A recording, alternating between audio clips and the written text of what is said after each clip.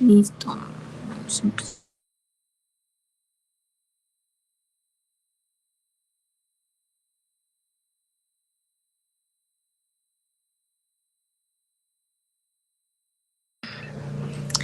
Buenas noches para todos. Me presento, mi nombre es Yelena Rodríguez, estudiante de octavo semestre, y mi compañera Lorenz Melo, de quinto semestre. Vamos a exponer sobre los dispositivos supraglóticos en anestesiología, el estado actual, las técnicas y perspectivas futuras. El artículo en el cual nos basamos esta charla es sobre este presente. Y antes de iniciar, quisiera preguntarles si alguna vez ustedes han intubado, si la intubación les ha fallado y si han utilizado algún dispositivo supraglótico para poder salvar la oxigenación del paciente. ¿Alguien quiere responder?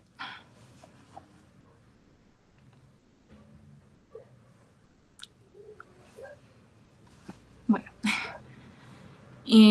listo. Entonces, este es nuestro índice. Primero vamos a contextualizarnos, luego vamos a definir y clasificar los dispositivos supraglóticos. Después vamos a hablar de cuándo o no usarlos, cómo se debe colocar correctamente, esas estrategias complementarias y avances de los dispositivos supraglóticos, y vamos a concluir con las conclusiones y un caso clínico. ¿Listo? Entonces, como introducción tenemos que el manejo de la vía aérea constituye uno de los pilares más importantes de la anestesiología moderna, cuyo propósito es esencial, ya que pues se pretende garantizar una oxigenación y ventilación seguras, como tanto en procedimientos quirúrgicos como en situaciones de emergencia. A lo largo de los años, las técnicas tradicionales, así como la máscara facial y la intubación endotraqueal, ha sido de las más utilizadas. Sin embargo, ninguna de ellas está exenta a limitaciones. En pacientes ya con una vía aérea difícil, la intubación puede resultar fallida o generar complicaciones de trauma laríngeo, el broncoespasmo o una respuesta simpática exagerada, también incluyendo ese riesgo de aspiración. La incidencia, aquí, como podemos observar, se estima entre el 1,5 al 8% de los pacientes quirúrgicos, y los eventos adversos asociados representan una de las principales causas de morbilidad y mortalidad relacionadas con la anestesia. Esto según basado en los estudios Ford National Audit Project, que fue una auditoría de práctica clínica que fue realizada en Reino Unido, el cual investigó esas complicaciones asociadas al manejo de la vía aérea durante la anestesia. Entonces, ante este panorama, la anestesiología moderna ha buscado dispositivos alternativos que sean rápidos, seguros, sencillos de utilizar, eh, que permitan esa ventilación efectiva sin necesidad de realizar una intubación traqueal. ¿Listo? Y entonces eso pues va a reducir los riesgos, las complicaciones de los pacientes, entre otros. Tenemos como el propósito de esta charla es revisar de manera integral el papel de los dispositivos supraglóticos, así como sus fundamentos anatómicos e históricos hasta la evidencia científica que respalda su uso. Quiero que al final de esta charla podamos responder 3 preguntas. En primer lugar es ¿cuándo elegir un dispositivo supraglótico frente a una intubación? La segunda pregunta es cómo colocarlo y cómo podemos verificar su posición de manera segura, y pues hacia dónde va y se dirige el futuro de estos dispositivos en la anestesiología. Entonces, para contextualizarnos, entonces los dispositivos supraglóticos, específicamente ya la máscara laringea, ¿sí? Son aquellos dispositivos que nos va a permitir ventilar y oxigenar al paciente sin intubar la tráquea, porque se alojan por encima de las cuerdas vocales, comúnmente llamado este espacio el supraglótico. Su función es crear un sello anatómico alrededor de la entrada de la laringe, lo cual es suficientemente efectivo para dirigir el aire hacia la glotis, pero sin penetrarla. Esto a diferencia de la máscara facial, que solo cubre la boca y nariz, y el tubo endotraqueal que entra directamente a la tráquea. Entonces, aquí les presento un pequeño cuadro comparativo en el que pues vamos a mirar que en cuanto a ventajas, eh, las máscaras laringeas ofrecen una vía aérea estable con mínima respuesta hemodinámica contra la aspiración, por lo que no sustituyen al tubo endotraqueal en cirugías con riesgo de regurgitación o en pacientes con estómago lleno. En la anestesiología, pues adicionalmente disponemos de varios métodos para mantener esa vía aérea permeable y segura, dando un rol específico según el contexto clínico. Si pensamos a una escala de invasividad, tenemos un extremo a la máscara facial, como podemos observar acá, que es útil en inducción o procedimientos cortos, ¿listo? Y es rápida, es sencilla, pero la eficacia depende también del operador. También es importante mencionar de que pues estos no van a proteger contra la aspiración. Ya después pasamos a los dispositivos orofaringeos o nasofaringeos que mantienen la vía aérea abierta, pero tampoco aíslan la glotis. Por otro lado, tenemos a la intubación endotraqueal, que es el método más seguro para aislar completamente la vía aérea y permite la ventilación controlada con presión positiva. Mientras que ya el dispositivo supraglótico combina lo mejor de ambos mundos, ¿no? La facilidad y la rapidez de la máscara facial, generando el sello más efectivo y menor invasividad al momento de intubar. Entonces, acá también les presento la pirámide, el cual nos indica esa herramienta intermedia, segura y versátil, como lo es los dispositivos supraglóticos. Tenemos aquí que para una vía aérea definitiva tenemos la intubación endotraqueal o si no la cricotiroidotomía o la traqueostomía. ¿Listo? Y pues por el otro extremo tenemos a las vías aéreas simples, que ya sería la máscara facial. Entonces tenemos que como tal, el dispositivo supraglótico va a actuar como ese puente entre la ventilación básica y la protección definitiva de la vía aérea.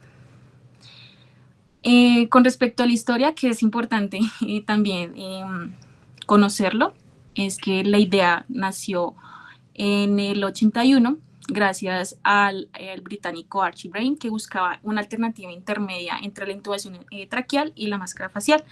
Él se inspiró en una máscara, como observamos acá abajito, una máscara dental llamada Goldman, que sellaba la cavidad oral sin necesidad de tubos traqueales. Así nació el concepto de la máscara laringea. Ya para el año 1983, ya se crearon los primeros prototipos y validación, en donde se construyó manualmente aproximadamente 70 prototipos y se realizó en 23 pacientes, logrando la ventilación eficaz. ¿Listo? Esto pues sin necesidad de relajantes.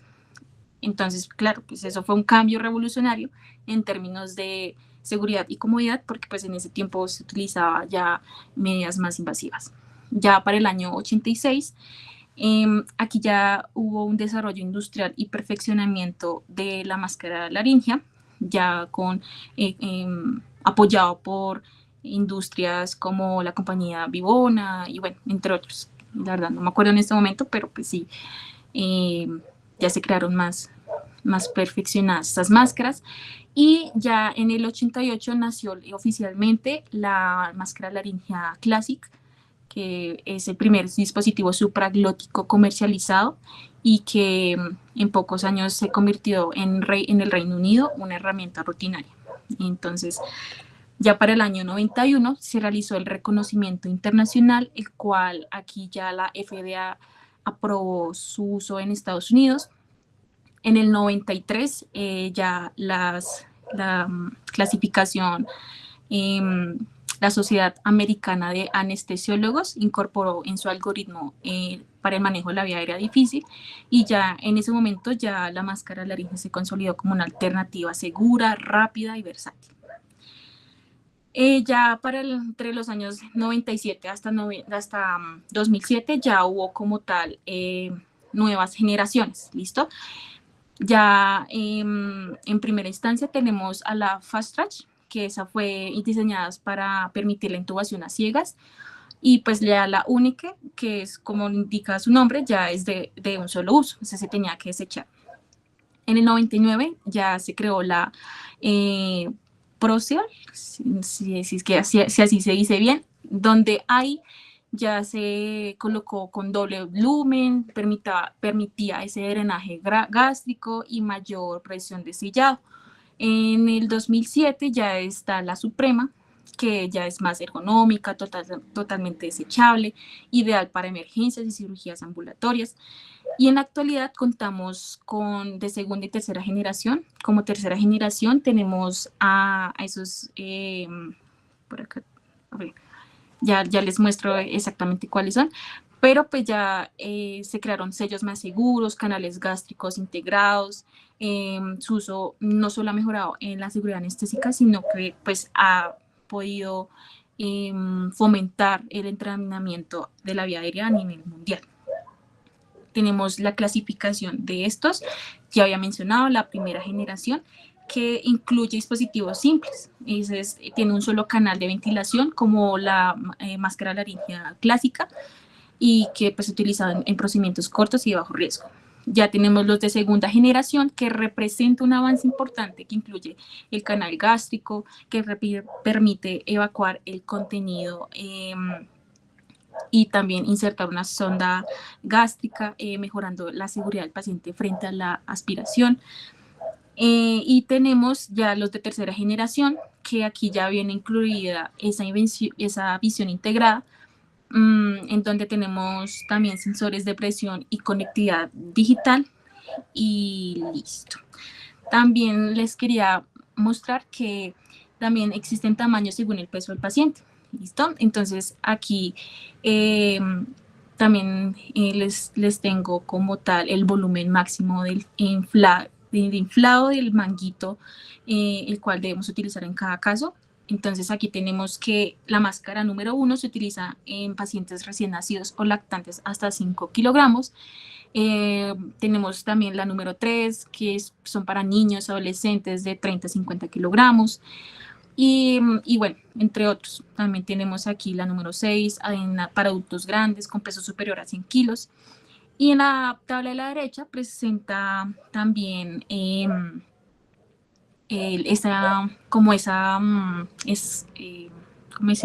volúmenes exactos para poder inflar el manguito. ¿Por qué es importante? Porque al inflar en exceso puede causar lesión de la mucosa y compresión de las estructuras, pero si se infla poco puede causar esa fuga de aire o esa ventilación inefectiva. Por ejemplo, aquí tenemos que la número 1 se tiene que inflar hasta 4 milímetros de aire, mientras que la número 6 permite hasta 50 milímetros. ¿Listo? Como anatomía de la vía aérea, es importante. ¿Por qué? Porque nos va a permitir entender por qué la colocación es importante aquí en la cavidad oral. ¿Listo? Entonces, la cavidad oral está compuesta por, la vía aérea superior está compuesta por cavidad oral, orofaringe, la hipofaringe, la laringe y la tráquea. ¿Listo? Entonces, en la cavidad oral va a ser esa puerta de entrada al dispositivo, ¿listo? Mientras que la orofaringe y la base de la lengua va a ser ese contacto inicial que va a tener con el dispositivo supraglótico, donde va a generar su forma de curva y se va a dirigir hacia la hipofaringe, ¿listo? Ya sigue la hipofaringe, que ahí es donde exactamente se ubica en la parte distal del dispositivo y en donde se logra ese sello orofaringio. La epiglotis, como tal, que es la estructura móvil que puede obstruir si no se posiciona correctamente el borde del dispositivo. La glotis, que también ahí se encuentran las cuerdas vocales, que tiene que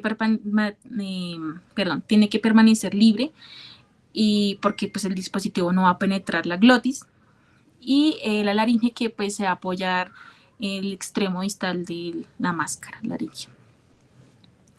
Listo.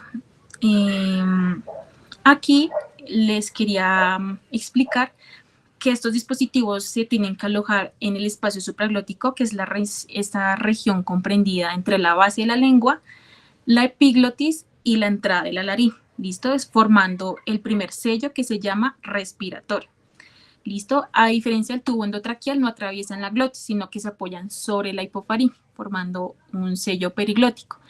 Y pues este sello se va a redirigir el flujo aéreo hacia las cuerdas vocales y que va a permitir esa ventilación sin necesidad de intubar. El otro sello se llama esofágico, este va a actuar como esa barrera funcional que va a impedir que las vías respiratorias se vayan a ensuciar de secreciones, ya sea pus, ya sea sangre, entre otros, que va a prevenir esa inflación gástrica y la aspiración. Entonces aquí importante que su correcto funcionamiento depende del contacto preciso de las tres estructuras, que recuerden que es la base de la lengua, la pared posterior de la laringe y la epiglotis. ¿Listo? Tenemos aquí un pequeño videito cortico de la colocación y posición correcta del dispositivo correctamente posicionado. Aquí es que van a explicar que el manguito distal va a ocupar toda la hipofaringe, sus bordes, bueno, aquí puedes esperar, aquí ya presentan la máscara laringea, van a posicionar al paciente, que ya más adelante vamos a mencionar, se tiene que coger el dispositivo en forma de lápiz, ahí se va a introducir aquí donde les quería mencionar que el manguito distal tiene que ocupar toda la hipofaringe, sus bordes laterales se deben apoyar sobre los recesos piriformes y la epiglotis se mantiene extendida sobre el borde proximal del manguito, esto sin colapsarlo. ¿Listo?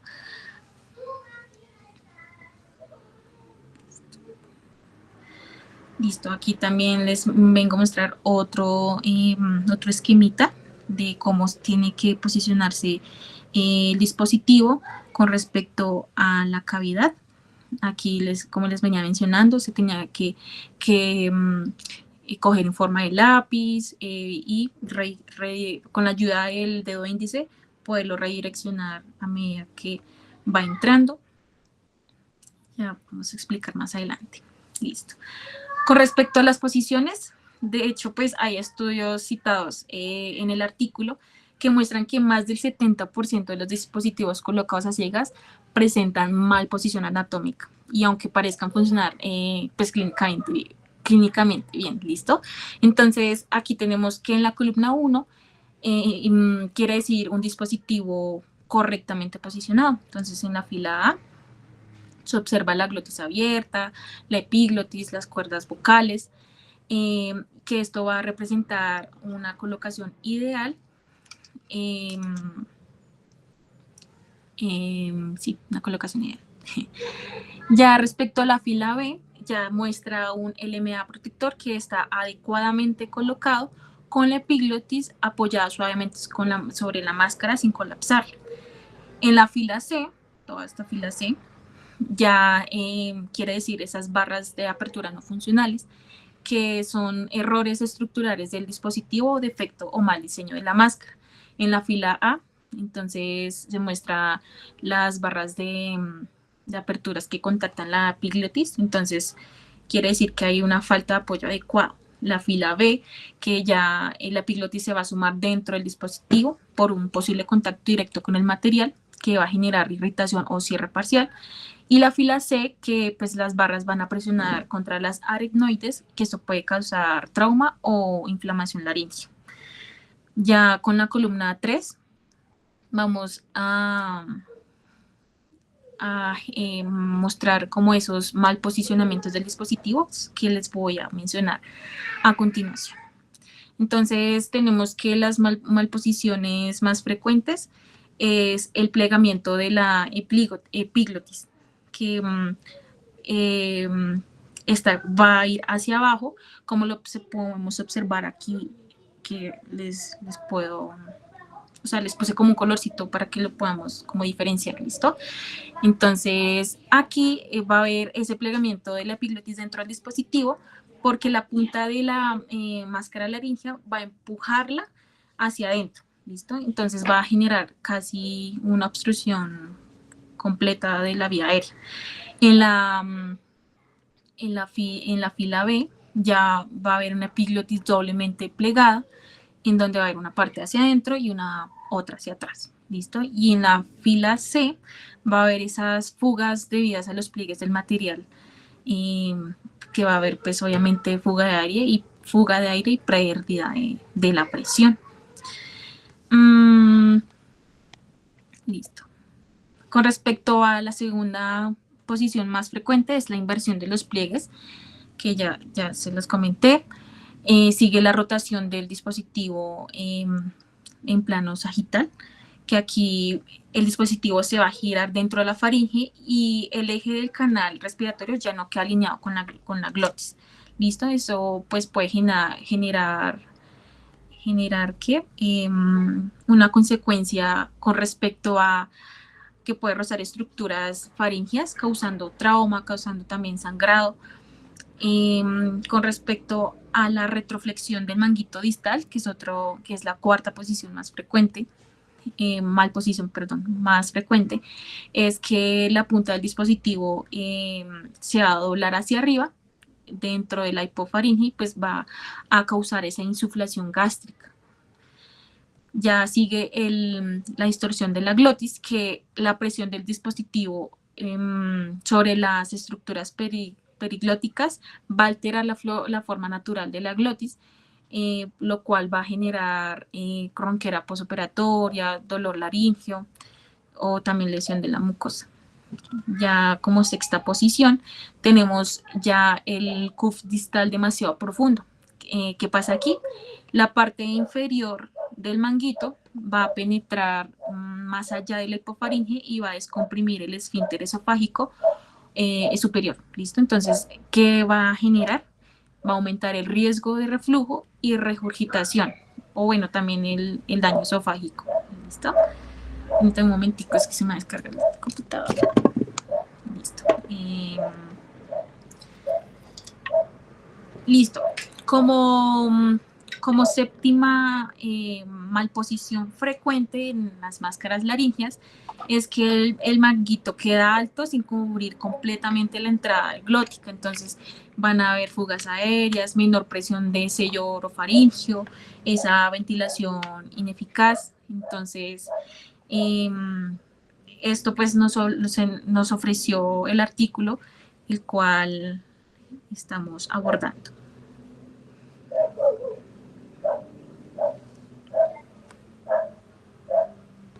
Sigue mi compañera. Los demás.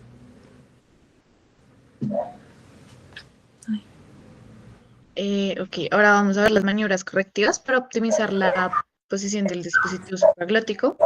Estas maniobras se aplican cuando, aunque queremos ventilar, aunque logramos ventilar, notamos una fuga de aire, una ventilación ineficaz, una irregular. Bueno, la primera es la elevación del mentón. Esta es una maniobra básica que mejora la permeabilidad de la vía aérea al desplazar la lengua y la epiglotis hacia adelante. La técnica se realiza de la siguiente forma. Vamos a poner el video.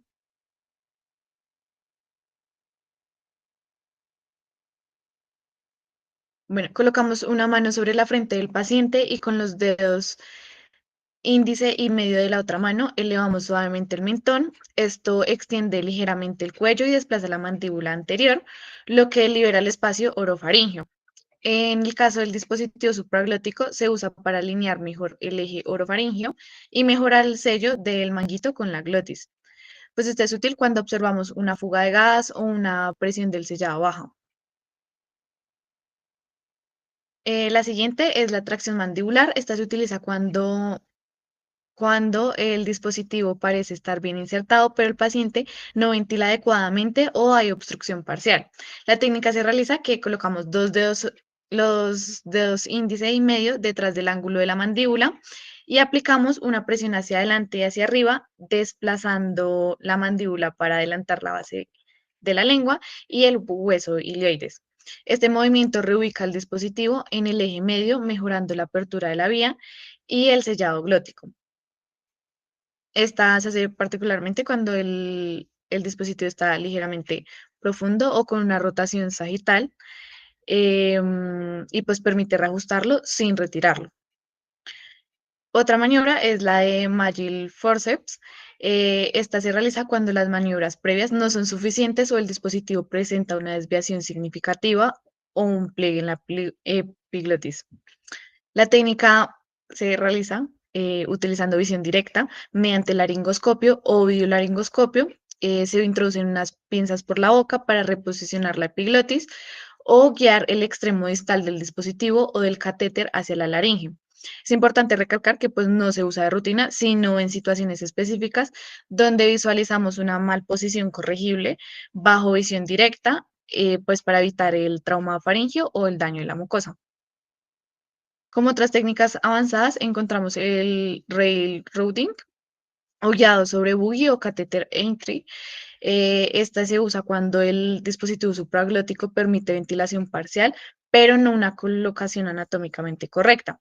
La idea es usar el dispositivo supraglótico como conducto inicial, después se introduce un buggy o un entry a través del canal ventilatorio, se retira el dispositivo supraglótico y sobre esa guía se puede avanzar nuevamente con otro dispositivo supraglótico o con un tubo endotraqueal.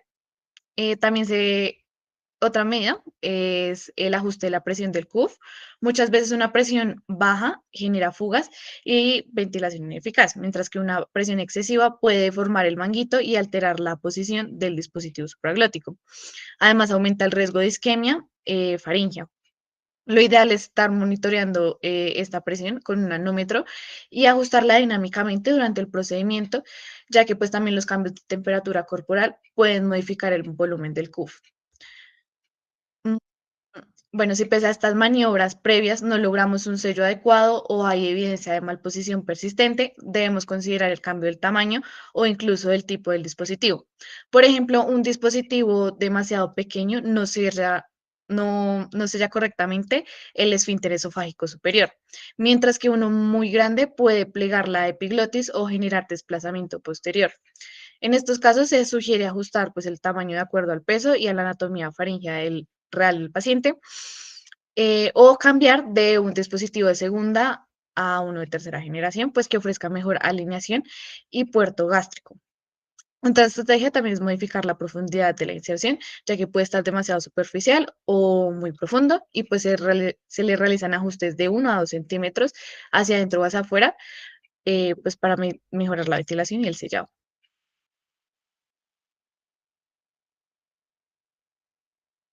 Su uso está indicado principalmente en procedimientos quirúrgicos electivos de corta o mediana duración, donde no se requiere una intubación endotraqueal. Por ejemplo, en cirugías ginecológicas, urológicas, laparoscopias breves o de extremidades en pacientes con bajo riesgo de aspiración. Otra indicación importante es como puente para ventilación durante el despertar o especialmente en pacientes con riesgo de obstrucción de la vía aérea superior o cuando queremos retirar un tubo endotraqueal de forma segura. También puede utilizarse como dispositivo de rescate en eventos de ventilación o intubación difícil. En estos casos, pues la prioridad es siempre oxigenar primero y el dispositivo supraglótico nos permite ganar tiempo antes de decidir si vamos a avanzar a una ventilación más invasiva. Y finalmente los dispositivos supraglóticos pues son útiles también fuera del quirófano en situaciones de emergencia prehospitalaria, reanimación cardiopulmonar o anestesia en pacientes con acceso limitado a recursos. También encontramos contraindicaciones pues que pueden aumentar el riesgo de complicaciones graves, como bueno, tenemos dos tipos, las contraindicaciones absolutas. Estas son aquellas en las que el uso del dispositivo supraglótico está completamente desaconsejado porque no garantiza protección frente a la aspiración o puede empeorar la condición anatómicamente persistente. Y la más importante es el alto riesgo de aspiración en pacientes con contenido gástrico abundante, gastroesofágico severo, embarazo avanzado, trauma abdominal, obstrucción intestinal o gastroparesia diabética. En estos casos, el dispositivo pues no proporciona una barrera efectiva entre la vía respiratoria y el contenido gástrico. Otra contraindicación absoluta es cualquier patología obstructiva de la vía aérea superior. Esto incluye masas faringias o laringias, abscesos retrofaringios, angiodema o trauma facial severo. En estos pacientes, el paso del dispositivo pues, puede empeorar la obstrucción o provocar un trauma adicional. Y tenemos las contraindicaciones relativas. Por otro lado, estas pues no prohíben el uso del dispositivo, pero sí requieren mayor precaución y experiencia del operador. Entre ellas tenemos la movilidad cervical limitada en pacientes, por ejemplo, con artritis reumatoide o un trauma cervical. También en pacientes que tienen infecciones locales o abscesos orofaringios, donde el riesgo principal es el sangrado o la ruptura del tejido infectado durante la inserción del dispositivo. Y pacientes con una apertura oral reducida, pues que pueden requerir abordajes alternativos y el uso de introducción asistida con buggy o con una guía flexible. Como consecuencias de una mala colocación, tenemos, bueno, la primera y la más crítica es la consecuencia, como consecuencia, es la ventilación ineficaz que puede progresar a hipoxia si no se corrige. Otra, pues muy frecuente, son las fugas de aire. Cuando el manguito pues no se ajusta bien al contorno faríngeo, la presión del sellado disminuye por debajo de los 25 centímetros de agua, lo que reduce la eficacia de la ventilación positiva y aumenta el riesgo de hipoventilación y de contaminar el ambiente con gases anestésicos. Una mala colocación también puede generar fugas hacia el esófago con paso de gas al estómago, lo que causa una distensión gástrica. Esta distensión gástrica aumenta la presión intragástrica y el riesgo de regurgitación y de aspiración gástrico, de aspiración del contenido gástrico, especialmente pues si el paciente no tiene relajación incompleta o reflujo. Otra consecuencia grave es la pérdida súbita de la vía aérea, sobre todo si el dispositivo se desplaza durante la cirugía o con los cambios de posición del paciente, ya que pues una mala posición puede simular otros problemas respiratorios y esto retrasa las maniobras correctivas y prolonga la hipoxia. Además, una inserción incorrecta puede causar un traumatismo faríngeo o laringio, sangrado y edema de la mucosa. Y pues en casos severos, la presión excesiva del CUF o la fricción del borde del dispositivo puede producir lesiones en las cuerdas bucales o dolor en la garganta en el posoperatorio. Bueno, y también pues el artículo menciona que mantener una anestesia con un dispositivo suprarlótico mal posicionado se considera como una falla en el deber del cuidado. Entonces es similar como a dejar un tubo endotraqueal mal ubicado. Por eso es recomendado documentar siempre la posición y las pruebas de ventilación. Por ejemplo, la presión del sellado, la capnografía, la visualización directa o registro de video como parte del acto anestésico seguro.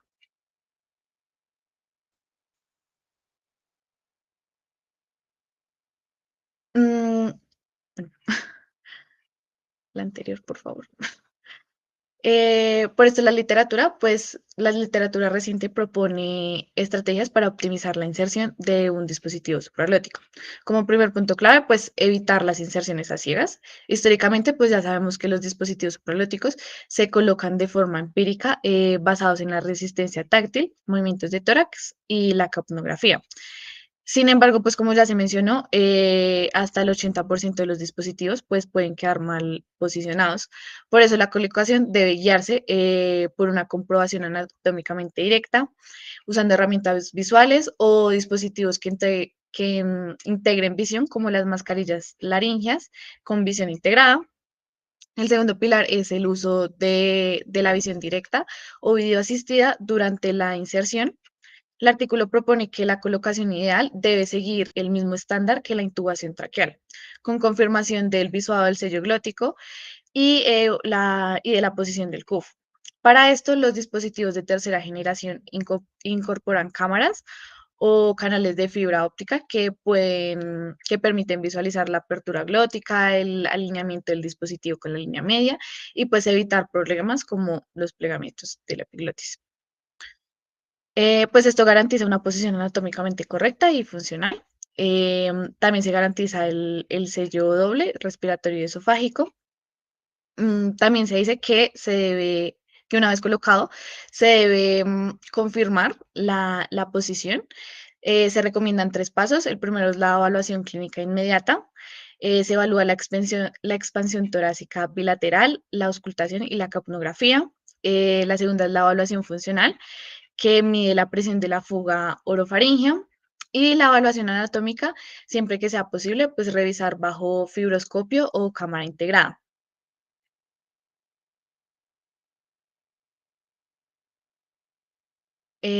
Bueno, en la actualidad la mayoría de los anestesiólogos solo disponen de videolaringoscopios.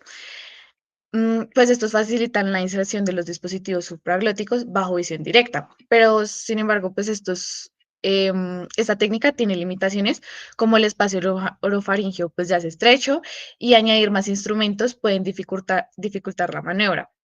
Además, el videolaringoscopio no muestra en tiempo real la relación exacta del dispositivo con las cuerdas vocales.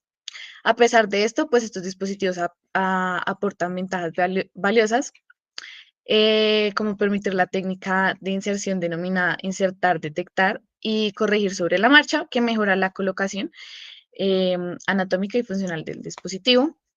Un paso adicional es el uso del fibroscopio. Este instrumento permite comprobar la posición del dispositivo supraglótico respecto a las cuerdas vocales, específicamente cuando el dispositivo se usa como conducto para intubación endotraqueal. En estudios se ha demostrado que el 95% de los dispositivos colocados bajo control de fibroscopio quedan en posición óptima y pues comparado con solo el 50 al 80% de insertados a ciegas, pues hay mucho cambio. También la evolución natural de estas técnicas es la inserción guiada por visión integrada, es decir, los dispositivos supraglóticos con microcámaras incorporadas en su extremo distal.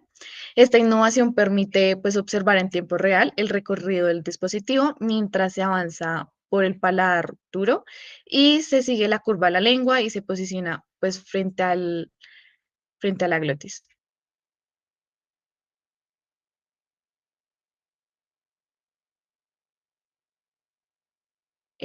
Bueno, como proyección hacia el 2050, se espera que el primer gran cambio sea la desaparición de la inserción a ciegas, ya que los dispositivos del futuro serán equipados con microcámaras integradas, sensores ópticos y canales de luz, pues permitiendo así visualizar la glotis durante toda la inserción y confirmar la posición sin necesidad de equipos externos. Esto transformaría la práctica anestésica porque la colocación pues pasaría de ser un procedimiento empírico a una maniobra visual, controlada y reproducible, con una tasa de éxito prácticamente del 100%. El segundo cambio clave sería la integración de inteligencia artificial y de sensores fisiológicos. Los autores del artículo presiden que los dispositivos supraglóticos serían dispositivos inteligentes capaces de detectar automáticamente la posición y presión del cuff, ajustar el inflado de forma dinámica según la ventilación y la perfusión de la mucosa y alertar al anestesiólogo ante cualquier riesgo de fuga o desplazamiento o aspiración. En pocas palabras, pues el dispositivo no solo se colocaría, sino se autorregularía durante todo el procedimiento, reduciendo la necesidad de los ajustes manuales y aumentando la seguridad del paciente. Otro punto que se plantea es que los dispositivos del futuro permitirían un registro digital automatizado donde se almacena información sobre el uso. Entonces, se almacenaría tiempo de inserción, presión de sellado, flujo ventilatorio y confirmación visual del sello glótico. Todo esto pues integraría a la historia clínica electrónica, creando una trazabilidad completa del manejo de la vía aérea, útil tanto como para la docencia como para el control de la calidad y seguridad. Entonces, ahí es donde el artículo enfatiza también el papel del docente, ya que los dispositivos que cuentan con estas herramientas se convertirían pues en un mejor tipo de enseñanza en tiempo real, donde se podrían observar simultáneamente la inserción, pues analizar los errores y retroalimentar la técnica. Además, se esperaría que los programas de formación utilicen realidad aumentada y simulación inmersiva para entrenar en la colocación de los modelos anatómicos virtuales. Además, también se busca que los dispositivos suprarglóticos pues, sean más ergonómicos, flexibles y capaces de adaptarse a la anatomía individual del paciente. Algunos prototipos ya se están diseñando con memorias térmicas o polímeros reactivos a la temperatura corporal, pues que se moldean automáticamente al contorno faríngeo y reducen el trauma y mejoran el sello sin necesidad de inflado manual.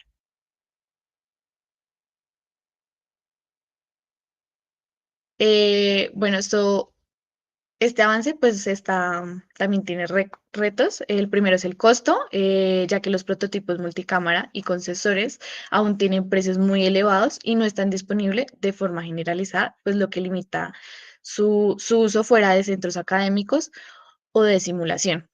El segundo es el entrenamiento especializado que requiere para su interpretación, ya que no basta con tener solo el dispositivo, sino la persona pues, que lo usa debe saber leer la imagen, reconocer las más posiciones y reaccionar de forma inmediata.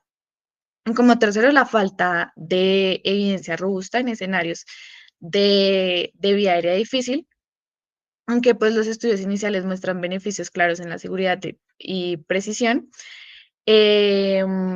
Todavía se necesitan ensayos controlados. Y bueno, para cerrar, trajimos un caso clínico. Entonces, bueno, una paciente femenina de 45 años con diabetes tipo 2 y gastroparesia, tiene una cirugía programada para colecistectomía paroscópica, cirugía electiva, ayuno de 6 horas, pero con náuseas previas. El anestesiólogo residente propone usar AIGEL bajo anestesia balanceada.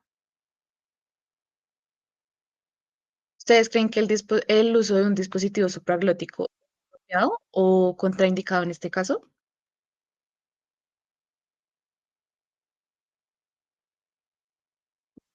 No sería recomendado. Participen. Eh,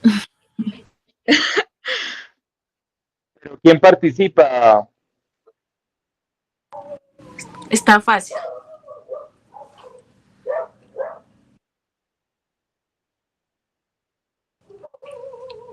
Cuando Patricia Núñez dice que está contraindicado, ¿qué dice Jamie Alejandra?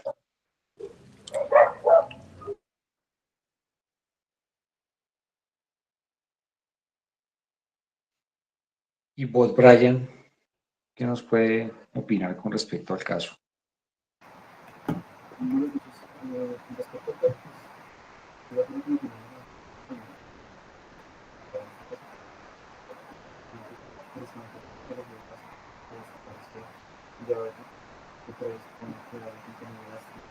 ¿Está hablando?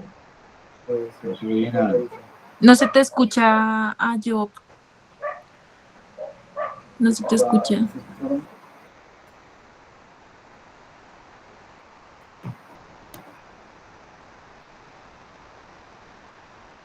Ahora se escucha mejor. No, no se oye nada.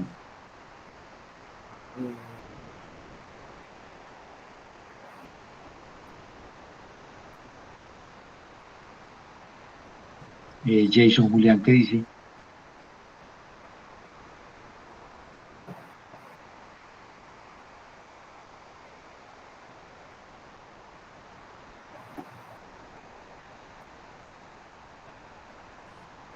Juan, Juan David quiere participar.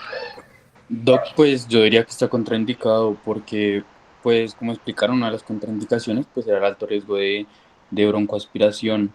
Entonces, pues como la paciente tiene una gastroparesia, pues en ese caso estaría contraindicado el uso de estos dispositivos. Digamos que no solo estaría con...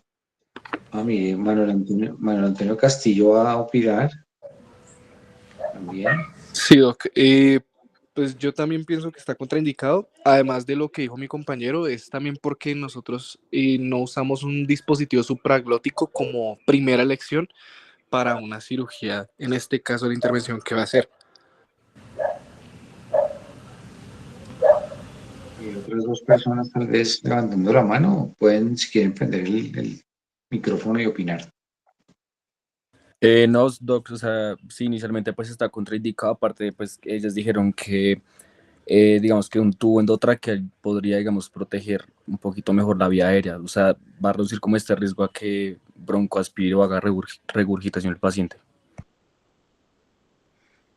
¿Y está contraindicado solo por la gastroparesia y la diabetes o por alguna otra circunstancia adicional?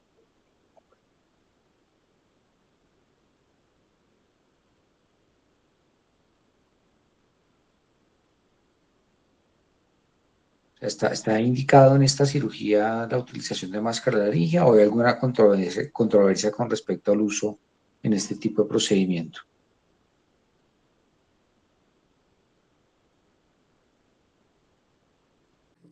Bob Bryan. Listo. No sé si ahora se escucha mejor. Sí, señor, correcto. Bueno, entonces estábamos hablando que primero contraindicado en este caso por el hecho de que la gastroparesia diabética en este caso predispone a que el paciente tenga estómago lleno, por más de que de pronto tenga ayuno. Pero aparte de eso, eh, el dispositivo supraglótico está indicado solo para cirugías cortas o procedimientos cortos y pues una colela puede complicarse. Entonces, creo que no sería la mejor opción en este caso. Digamos que la colestectomía por laparoscopia se ha hecho, y hay muchos reportes en la literatura y estudios incluso con máscara laringe de segunda generación. La IGL es una máscara laringe de segunda generación. ¿Qué problema existe? Digamos que la colestectomía por laparoscopia implica además que haya un aumento de la presión intraabdominal por el neumoperitoneo.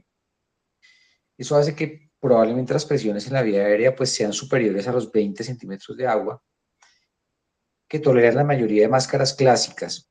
Las máscaras laringeas de segunda generación nos pueden tolerar entre 20 y 30 centímetros de agua de presión en la vía aérea, lo que haría pensar que pues, uno podría utilizar una máscara laringea de segunda generación por laparoscopia.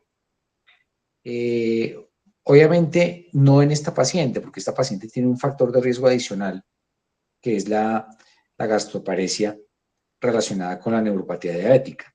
Entonces, probablemente en este caso, pues no sería el caso ideal para la utilización de la máscara laringea, pero eso no quiere decir que no se pueda utilizar la máscara laringea en colistectomía por laparoscopia, sobre todo si es una máscara laringea de segunda generación. Digamos que no está contraindicada, digamos, es relativamente contraindicada por el aumento de la presión intraabdominal, pero no estaría totalmente contraindicada. No sé qué piensa Julio. Pues mi posición es que es un absurdo, aunque la evidencia diga que uno lo puede hacer, correr riesgo con un paciente de forma primaria, o sea, uno decir, ay, le voy a poner una máscara laringe de primera elección para una colecistectomía. Eso es lo que tengo entendido que era una colecistitis, todos los procesos intraabdominales generan parálisis del tránsito intestinal y aumentarían el riesgo, pero si ese mismo caso que me ha pasado, yo no lo puedo intubar, la máscara laringea para salvar la vía aérea sí sería una fantasía.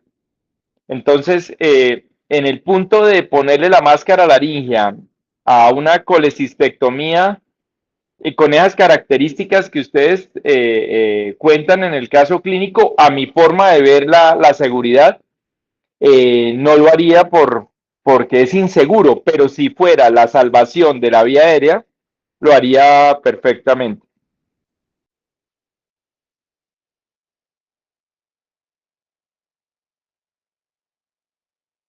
Creo que ustedes tienen ahora como una sesión de preguntas.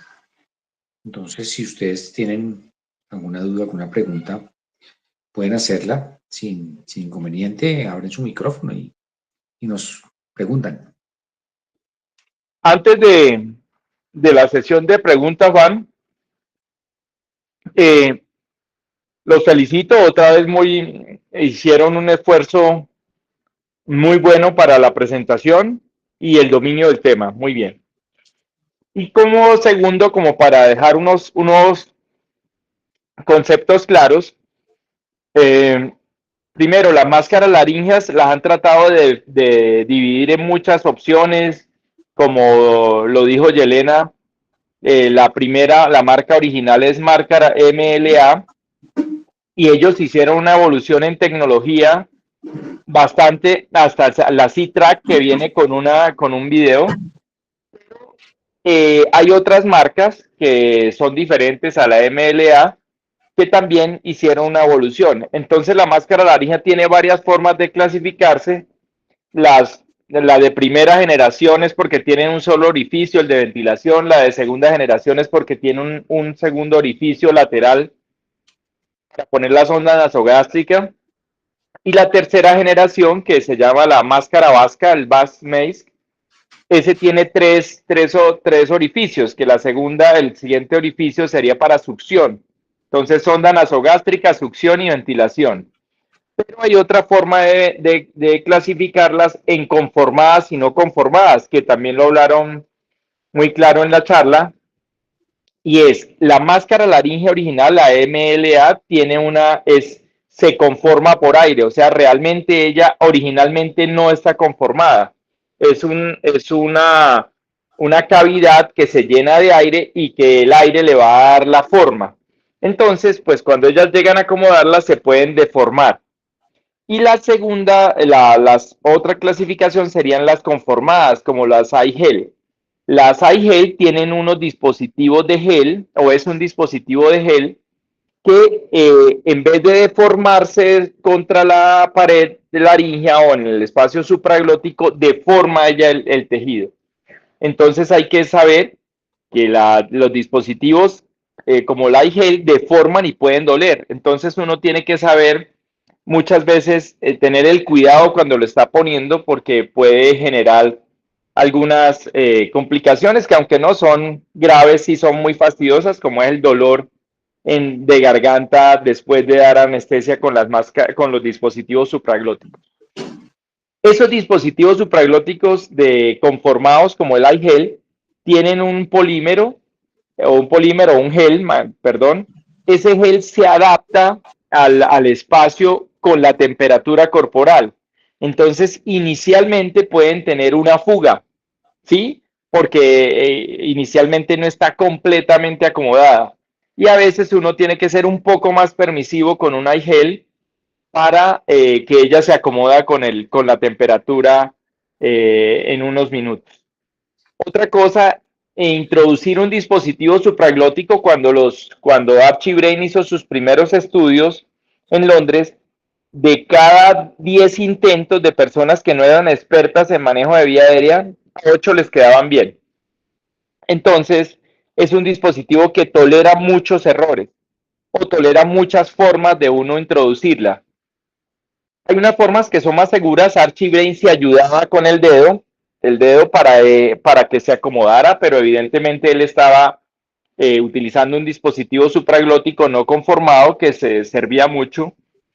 Pero ahora las máscaras nuevas, el iGel, que es con lo que reemplazaron la ventilación en intubación, en muchos países no ponen dispositivo supraglótico máscara laríngea, sino dispositivo supraglótico iGel, y ella, como le pueden hacer más fuerza, lo pueden introducir un poco más fácil.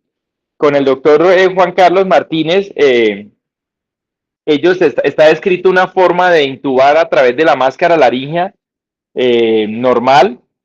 Hay muchas maneras. Uno mete el fibro, deja una guía, después mete el tubo por ahí, pero digamos que el dispositivo supraglótico iGel, dicen que le cabe un tubo, digamos que a una 3 le cabe un tubo número 555. Cuando hicimos la prueba de si entraba el tubo o no, y si era fácil de intubar a través de una máscara laríngea sin un fibrobroncoscopio, sino directamente el tubo, pasar un buggy o pasar un intercambiador, y después no es tan fácil. Pero es una de las habilidades que vamos a hacer. Ese es uno de nuestros proyectos, de intentar que ustedes salgan haciendo una manipulación de la vía aérea así. Y ¿Qué otra cosa les vi? Archie Brain debían darle un Nobel. Realmente eso cambió la forma de dar anestesia. Como lo dijo Yelena, el 6% de la población general puede tener vía aérea difícil, pero aunque la máscara laringea es una opción, seguimos teniendo la misma proporción de vías aéreas difíciles, y la vía aérea difícil con su complicación de secuelas neurológicas o muerte sigue siendo una de nuestras primeras causas. Entonces hay que saberla manejar, hay que saberla usar, hay que saberla poner, pero con eso no vamos a desaparecer el problema por el cual lo inventaron. Y en lo que dijeron de las indicaciones está perfectamente claro: cirugías que no comprometan no aumenten la presión intraabdominal, que no vayan a entrar a la cavidad intratorácica. Neuro la podemos usar porque a veces en cirugía despierta ponemos en las fases iniciales y en las fases terminales una máscara laringea mientras y hacemos despertar después. O también lo usamos mucho en oftalmología. En eso, para ser sinceros, Juan Carlos y la doctora Claudia Perilla fueron los que me enseñaron a mí a usar la máscara laringea en ojos, y por eso les estoy muy agradecidos.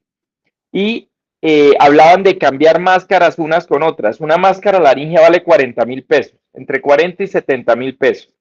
Entonces es mejor elegir la primera bien que después tener que cambiarla, porque un cambio significa un sobrecosto del proceso, y no solamente es el costo económico, sino que son materiales no reciclables, aunque han estado haciendo procesos para tratar de hacer una transformación de estos materiales y hacer otras cosas después, pero eso, la marca que lo está haciendo es, Juan, ¿cómo es que llaman? Intersurgical, bueno, los que traen los dueños de Intersurgical. Intersurgical, que son los dueños de iHealth.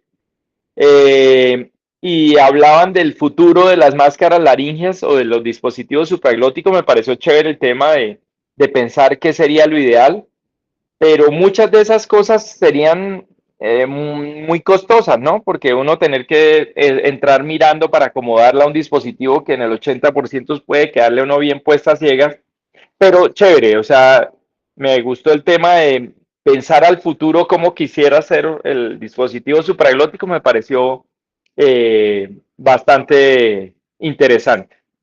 Eso, ahora sí pueden pasar a las preguntas. Esos eran los temas que tenía para decir. Felicitaciones a las doctoras que nos hicieron la presentación.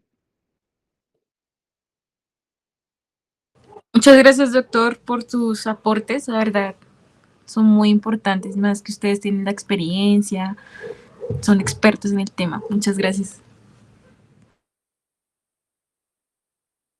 Y no sé si tengan preguntas o más aportes.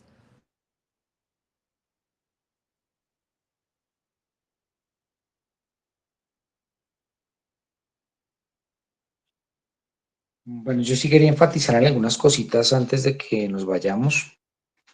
Primero, en el taller que hacemos de vía aérea en la universidad, yo les insisto en que es muy importante aprender a utilizar la máscara laringea, aprender a colocarla adecuadamente y a revisar su posición. Y es tan importante porque, pues, muchas veces es un dispositivo salvador de vidas, así sea el de primera generación. El dispositivo de primera generación, pues, es el dispositivo más básico, es con el que contamos en todas partes, y el que ustedes van a tener la oportunidad de colocar en los hospitales y en el laboratorio de simulación. Nosotros ya tenemos también, pues, una máscara laringea Fast Track también para utilizarla.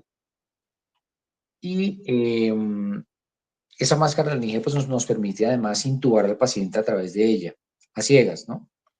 Que digamos que no es lo ideal hoy en día. Hoy en día, digamos que lo más importante es oxigenar y ventilar al paciente, y si lo puede uno intubar luego, pues está perfecto.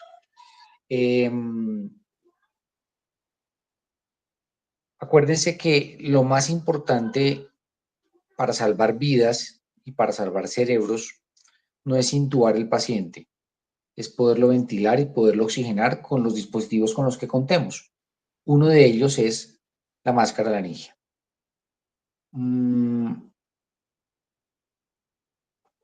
La máscara laringia además tiene pues otros usos importantes, pues en cirugía ambulatoria probablemente es uno de los dispositivos que disminuye más el dolor de garganta en el posoperatorio, probablemente en el paciente asmático o con hiperreactividad bronquial de cualquier manera.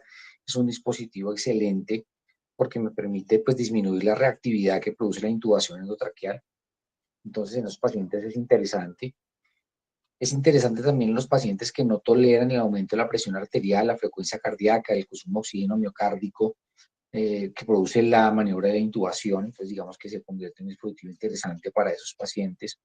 O simplemente los pacientes en los que uno pues, no quiera que pujen al momento del despertar. Es el caso, por ejemplo, del clipaje de aneurisma cerebral, en el cual ocasionalmente retiramos el tubo endotraqueal profundo y cambiamos el tubo por una máscara laringe y despertamos al paciente con la máscara laringe puesta. Eso con el fin de que el paciente no puje al momento de la extubación. Se puede utilizar también la máscara laringe con el paciente boca abajo.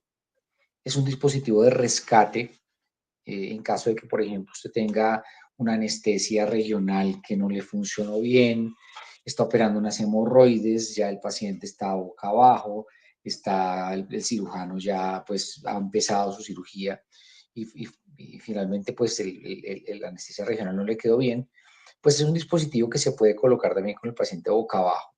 Entonces es un dispositivo de rescate también para técnicas anestésicas fallidas o para cirugías, digamos, programadas, cirugías como por ejemplo resección de lipomas dorsales. Yo lo utilizo mucho en eso, en resección de lipomas dorsales con anestesia general, y pues puede uno colocar al paciente boca abajo, mirar que el paciente está cómodo, que no tiene sitios de presión, inducir al paciente boca abajo y colocarle la máscara laringe boca abajo.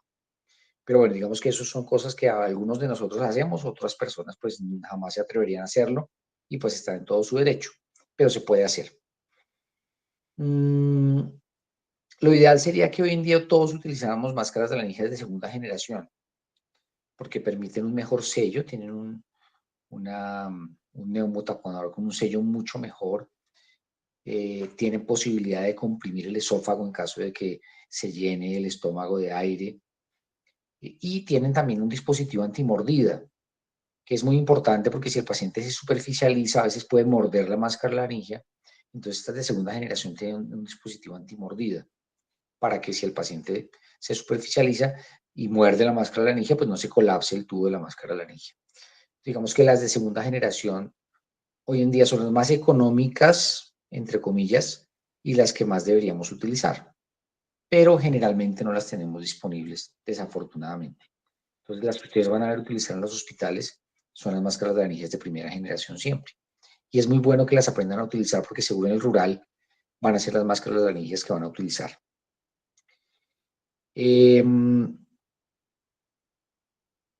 Hoy en día hay un dispositivo que mencionó tal vez Yelena, no, tal vez Lorenz fue la que mencionó el dispositivo, que es el dispositivo Aintri, que es como una guía de tubo, hagan de cuenta, pero es una guía de tubo a través de la cual pasa un fibrobroncoscopio. Es decir, es como si yo forrara el fibrobroncoscopio en otro dispositivo. De manera que yo puedo colocar una máscara laringe clásica, introducir el fibrobroncoscopio junto con ese dispositivo que se llama Aintri y dejar el dispositivo Aintri dentro de la tráquea, sacar el fibrobroncoscopio, sacar mi máscara laringe e introducir un tubo de cualquier tamaño guiado por ese dispositivo Aintri que funciona, digamos, como una bujía, que ustedes aprendieron o van a aprender los que no han llegado a octavo semestre, van a aprender a utilizar en el laboratorio de simulación. Entonces, ese dispositivo pues también existe. Entonces, podemos, a través de una máscara laringe común y corriente, con ese dispositivo, con un fibrobroncoscopio, intubar a un paciente con un tubo de cualquier tamaño. Mientras que si quisiéramos intubar a ciegas a través de una máscara laringe clásica, que también se puede, pues no tendríamos la oportunidad de intubar al paciente con el tubo que él necesita para una ventilación efectiva, porque a través de una máscara 4, pues probablemente no cabe más que un tubo 5 o menor. Entonces, un tubo 5 en un paciente que necesita una máscara 4, pues es un paciente mayor de 70 kilos seguramente, o de 50 a 70 kilos. Entonces, pues ese tubo 5 le va a quedar corto con respecto a las necesidades que ese paciente tiene para ventilar y oxigenar. Las máscaras de tercera generación, digamos que hay un debate con respecto a cuáles van a ser o cuáles son. Probablemente en el artículo que vimos, las de tercera generación, pues son las videomáscaras laringeas. Y yo creo que tiende hacia allá el tema, que sean las videomáscaras laringeas, las máscaras de tercera generación. Son máscaras pues hoy en día muy costosas y no tenemos disponibles, pero que seguramente en algún momento van a bajar de precio como lo han hecho los videolaringoscopios y vamos a empezar a utilizarlas de una manera más frecuente. La máscara laringe es un dispositivo que obviamente no se debe utilizar en cirugía urgente, en cirugía en donde haya irritación peritoneal tampoco, en cirugía donde haya mucha movilización o manipulación de la cabeza tampoco se debe utilizar porque se desacomoda. En cirugías en pacientes que tengan riesgo de broncoaspiración o que tengan o que uno presuma que tienen una presión en la vía aérea muy alta, pues tampoco sería el dispositivo ideal. Probablemente el paciente obeso o gran obeso, pues no es un paciente para máscara laringea.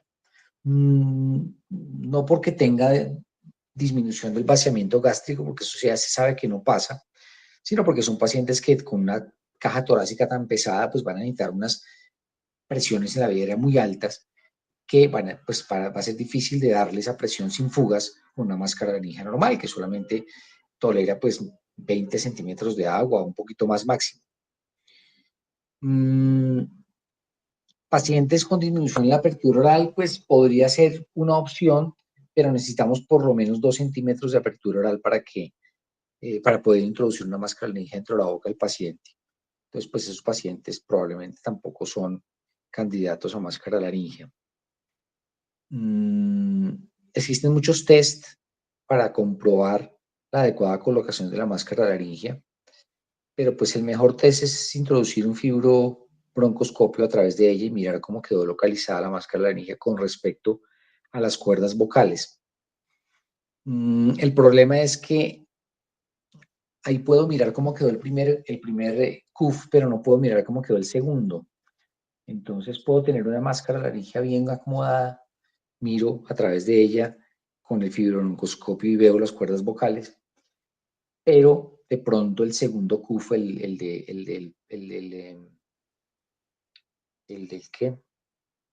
del sello esofágico, puede estar mal colocado de todas maneras. Pues digamos que hoy en día lo que podemos hacer con mayor frecuencia es colocar la máscara guiada por videolaringoscopio. Se pierden algunas de las ventajas de la máscara laringea, como el hecho de que no tenga yo que relajar al paciente para colocarla. Se pierde también la ventaja de que pues, la respuesta hipertensiva y taquicardizante y adrenérgica a la laringoscopia puede estar también un poquito perdida, porque si yo introduzco un videolaringoscopio para colocarla, pues estaría perdiendo esa ventaja. Pero pues digamos que para colocarla adecuadamente, como la tasa de fallas es tan alta, más del 50% fallan, entonces digamos que podría ser una alternativa colocarla con el videolaringoscopio y luego revisar con un fibrobroncoscopio la adecuada colocación con respecto a las cuerdas vocales. Pero se le convierte a uno el procedimiento en un procedimiento tremendamente costoso, tremendamente demorado y poco práctico, ¿sí?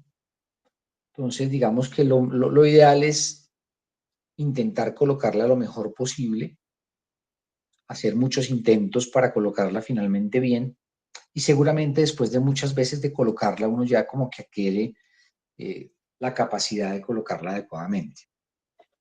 Con respecto a las técnicas de colocación, pues hay varias. La que ustedes mostraron, pues es la clásica, la técnica clásica.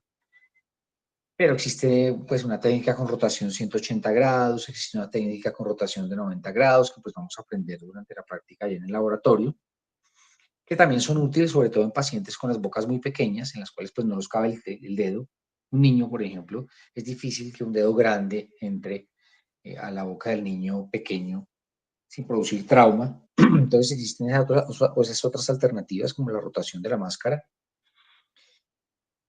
Y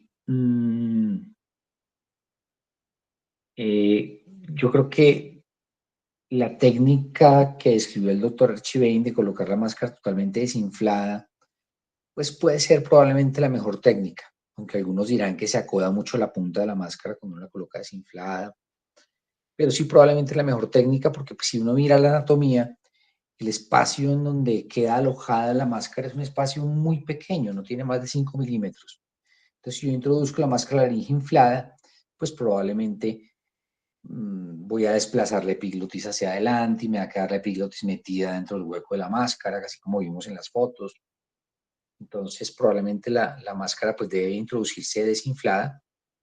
Y lo otro es que el inflado de la máscara no debe llegar hasta el máximo que dice el letrerito de cada máscara. La máscara dice, en cada máscara aparece un letrerito que dice el número máximo de mililitros que le caben, pero eso no quiere decir que yo tenga que inflarla con todos esos mililitros.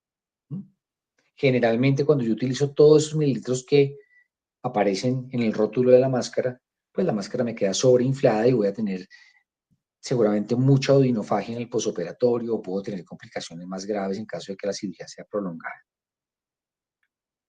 Bueno, creo que eso es todo lo que tengo que decir. No sé si alguien tenga alguna duda, alguna pregunta o terminamos aquí, si les parece.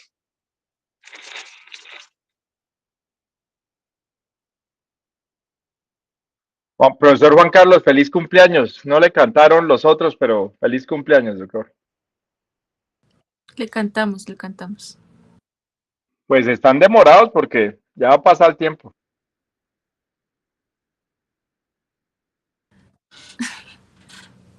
Yo le mando una cancioncita. Happy birthday to you.